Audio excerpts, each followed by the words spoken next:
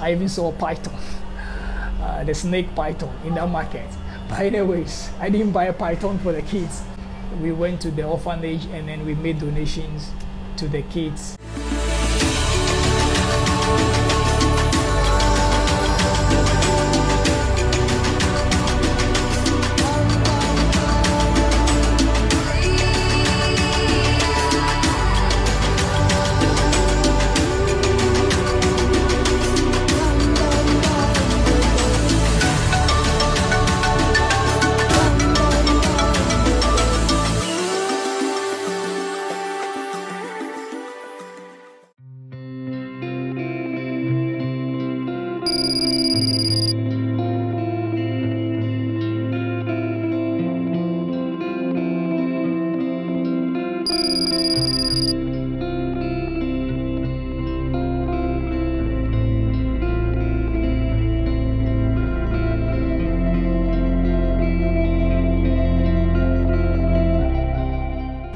Hello Team Flags, welcome back to another episode. It's afternoon here, so good afternoon if you are in my time zone. Good evening and good morning to you for those of you who are outside my time zone, and depending on what time you bumped into this video. I hope you are doing very well. I am doing so well here. It's another episode on the Congo. In one of the episodes, I think it was episode 18, my last episode in Nigeria before getting into Cameroon, riding through the highlands and the foothills of Nigeria. I quite remember how these kids in the villages will run to the edge of the road to come and wave and say hello. Hello.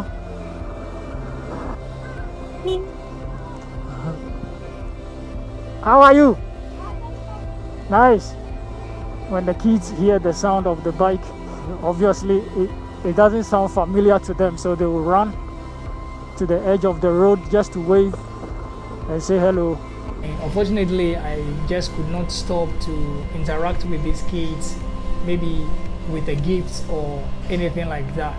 I kept wondering what I could do moving forward, but in the comments, one of us, a snowball, chipped a suggestion in. I could get some sweets with me and be able to give out to the kids, small gifts that could be of a help or encouragement or blessing to some of these young people. Thinking about it, I could be wrong, but in most of our cultures, kids are not encouraged to accept gifts from total strangers most of the time.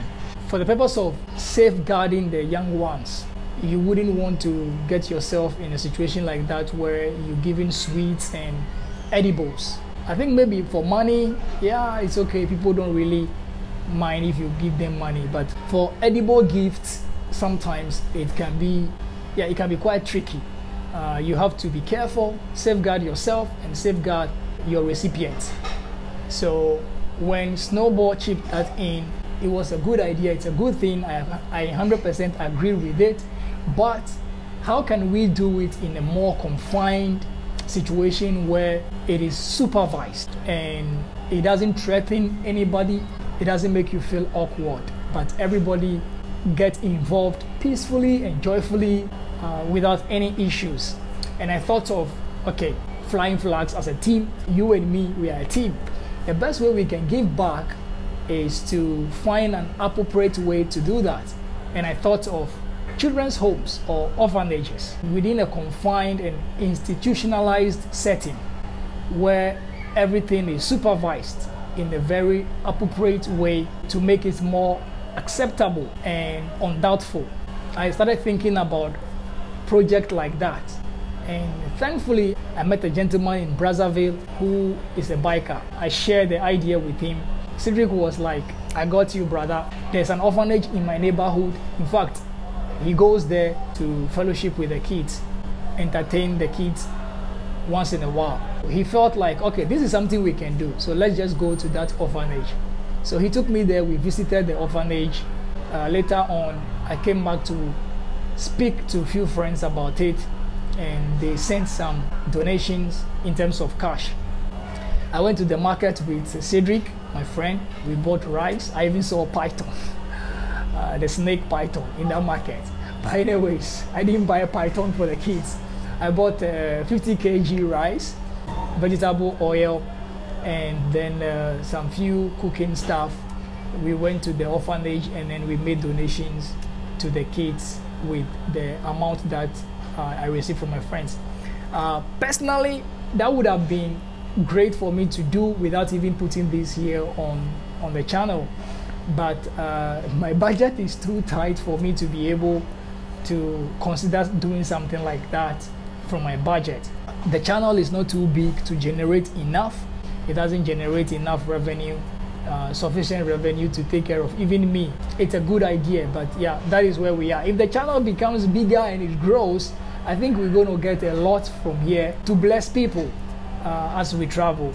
But in the meantime, since we don't have enough coming from the channel views and subscriptions, we can come together and think about how we can give back to the continent in a very small way. We can give a penny to buy a cup of water. We can give a penny to buy a bag of flour. We can give a penny to buy a bag of rice. We can give a penny to buy a jar of oil to bless people. With the help of some friends, I've been able to run the first project in Brazzaville, and it went really well. I had a lovely time with the kids. The next donation would be in Angola. The reason being that it would be my next destination. Why I am not considering the DRC right now, I will tell you in the next episode. So if this is something you would love to be part of, please, my email is in the description. Reach out and we'll take it from there, how you can be part of this. And I will do very well to acknowledge every single person who is part of this, wherever you are in the world. Yeah, you could be blessing somebody here with the little you can do. I'll try and do something in every single country, starting from here, moving forward until this particular season of the journey is over. It could become something bigger that we would love to carry on doing. So every big thing starts small. Now we started small, we'll see how it goes. Thank you so much for the support and thank you for watching. I hope you liked this video. If you did, please give the video a thumbs up. Consider subscribing. Yeah, I hope you become part of Team Flags. As usual, I'll see you in the next episode. God's grace and peace. Bye for now.